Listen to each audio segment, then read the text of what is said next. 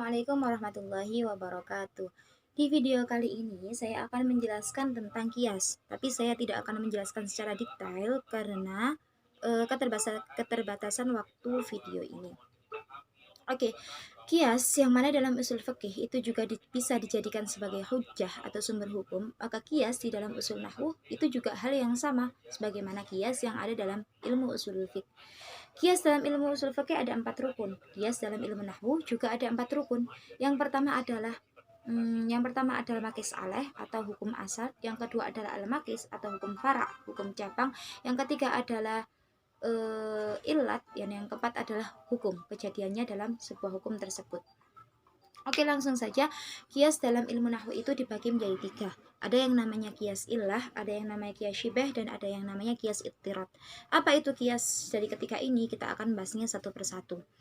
Kias illah itu kita lihat dari 4 arkan kias terlebih dahulu. Saya langsung contohkan. Kias illah itu yang pertama harus ada makis aleh. Makis alehnya itu merupakan hukum asalnya adalah fa'il. Yang kedua, makisnya itu adalah naibul fa'il. Yang ketiga, ilatnya itu berupa isnad. Dan yang keempat, hukumnya adalah marfu'. Nah, kenapa kok naibul fa'il disamakan dengan fa'il dalam hukum marfu' dan dalam kullah hukman minal fa'il? Karena ya mereka sama-sama isnad dan mereka juga disandarkan pada fi'il. Bedanya kalau fa'il itu disandarkan pada fi'il maklum, tapi kalau naibul fa'il itu disandarkan pada fi'il majhul. Itu merupakan contoh dari kias illah. Bagaimana dengan kias syibah atau kias penyerupaan? Itu sebagaimana dengan isim fa'il yang disamakan dengan fi'il mudhari'.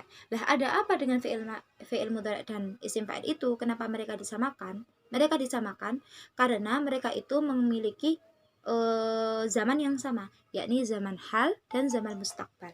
Dari unsur penyamaan mereka itu dalam zamannya atau waktunya. Kemudian yang tiga ada kias ittirat. Kias ittirat itu adalah kias yang sudah berlaku, atau kita nggak bisa mengkiaskannya dengan hukum-hukum yang baru karena ini sudah berlaku di kalangan Arab. Contohnya apa?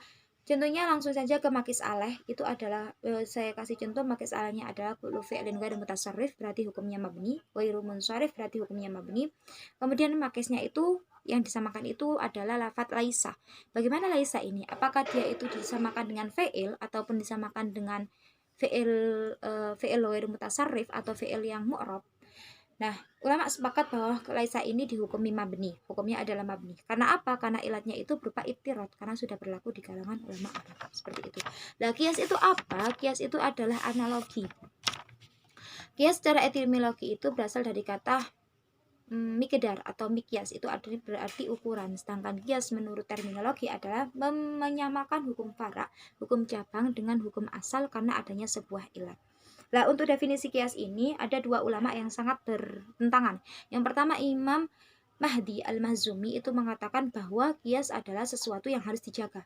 Tapi menurut Imam Khadijah Al-Hudaisi yang merupakan salah satu ulama nahwu yang sangat alim di kalangannya dan merupakan salah satu ulama perempuan yang sangat terkenal di kalangan beliau tentang ilmu nahwu, itu mengatakan bahwa kias itu adalah membuat hukum yang maklum, membawa hukum yang maklum pada hukum yang majhul. Jadi ada hukum yang sudah diketahui. Nah, kita bawa hukum yang maklum itu kepada hukum yang majhul yang tidak diketahui sehingga terbentuklah suatu hukum yang sama. Sedangkan Imam Kasai itu menuturkan dalam syair beliau, innaman nahwu kiasun yuttaba wa bihi fi kulli ilmin yuntafa. Seperti itu. Untuk penjelasan kias itu diantaranya itu terdapat pada mendahulukan mustasna daripada mustasna minhu. Ini ada 2 ulama yang berbeda pendapat, yakni ulama Basrah dan ulama Kufah. Ulama Basrah tidak memperbolehkan, sedangkan ulama Kufah memperbolehkan. Akan tetapi Imam Ar-Razi mentarjih pendapat ulama Basrah.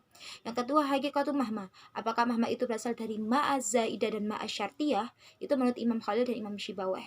Menjadi mama maka tidak diperbolehkan, maka ditambahi hak atau mengubah alif pada lafaz mama menjadi mahma.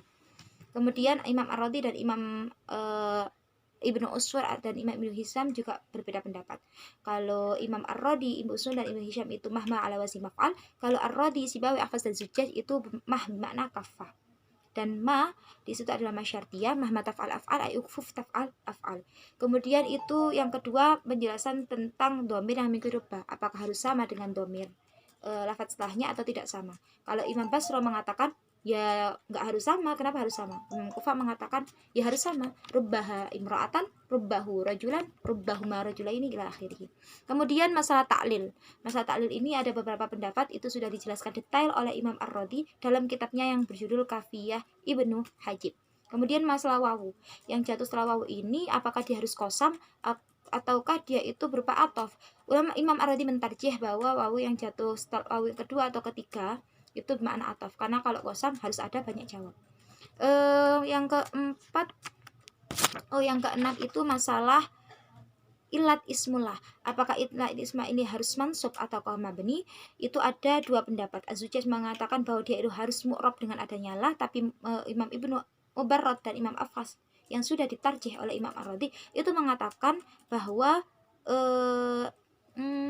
bahwa hukum la itu harus dinasabkan dengan harus dinasabkan terlebih dahulu baru setelah itu mabni, dan ini sebagaimana yang dituturkan oleh Ibnu Malik dalam Alfiyahnya, yang mana dicontohkan oleh beliau, la rajula fid dari asluhu la min rajulin fid dari.